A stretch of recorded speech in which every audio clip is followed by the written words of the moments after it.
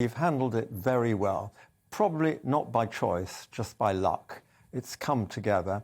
The vaccine, the booster vaccine, everything, the shielding of the vulnerable, everything's happened here, and we are far ahead of the rest of Western Europe. I mean, it's amazing. Austria is in deep trouble. Czech Republic, all those countries to the east of mainland Europe are stuck. Ironically, the old Soviet bloc's not so bad, and we don't understand why. There's so much we don't understand about COVID, and we don't know what's going to happen next. But there's a lot we understand about human governance, don't we, though? And we recoil. I know you told your many millions of hundreds of thousands of Twitter followers the other day that you were appalled at what was happening in Austria. That's a widely held view, maybe not as widely held as it ought to be.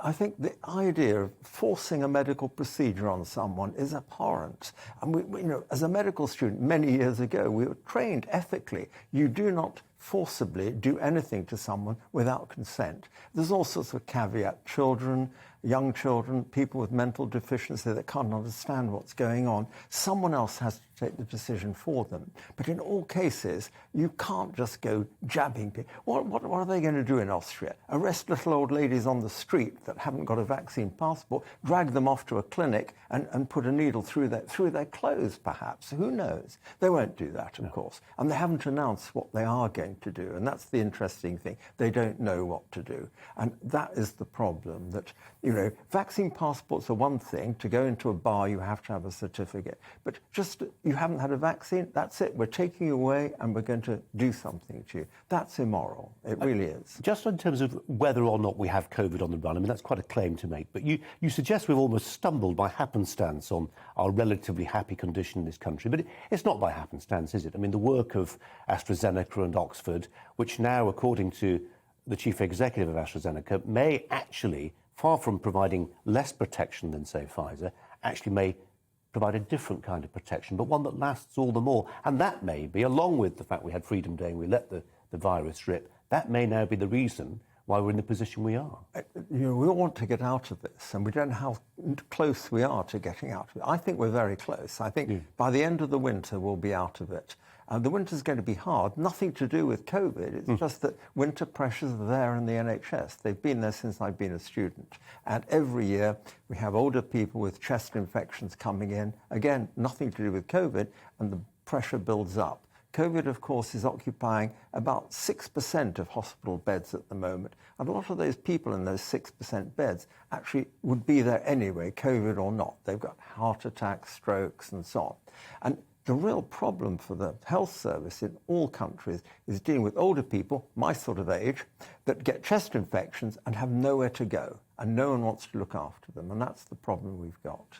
Talked to you many times over the years about the state of oncology, where we are, advances, breakthroughs, setbacks.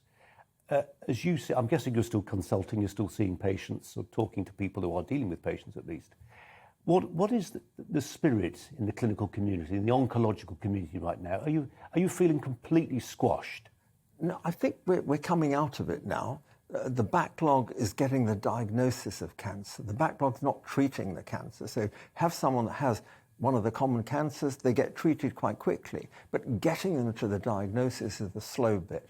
Britain's behind the rest of Europe anyway, before COVID, and now we're further behind. We need to have better diagnostic pathways, better primary care, better referral routes. We created the 2-week wait, we called it, for in the year 2000. I remember sitting in number 10, where we sat there and we created this plan, and it's a good plan. But when I talk to my colleagues in Europe, they say, 2 weeks, why do you have to wait 2 weeks to get anything done? You can get a CT tomorrow, a scan tomorrow. And that's the pace of Europe. It's not the pace in the NHS. Professor, since you mentioned number 10, I was going to let you go, but just a one-word answer if you possibly can. It's never easy. We've got George Galloway coming on the show later to reflect on Boris Johnson's recent performances. I don't think he's going to be very kind. I suggest there that perhaps he may be able to lay credit to what's happened with the way that the UK belatedly has come to handle COVID better than some nations. Do you give him credit for that, or actually is it other people? No, I think he has to have credit for that. He handled COVID relatively well. No one handled it perfectly. No country's got it perfect. From Sweden, which is always held up as no lockdowns, to all the countries that have a military approach to it, Singapore, Korea, and so on. we've gone the middle route, and I think we've handled it well. And when the analysis comes, at the end of the day, it'll take 2 years, we'll come out well out of it. Middle routes don't sell papers.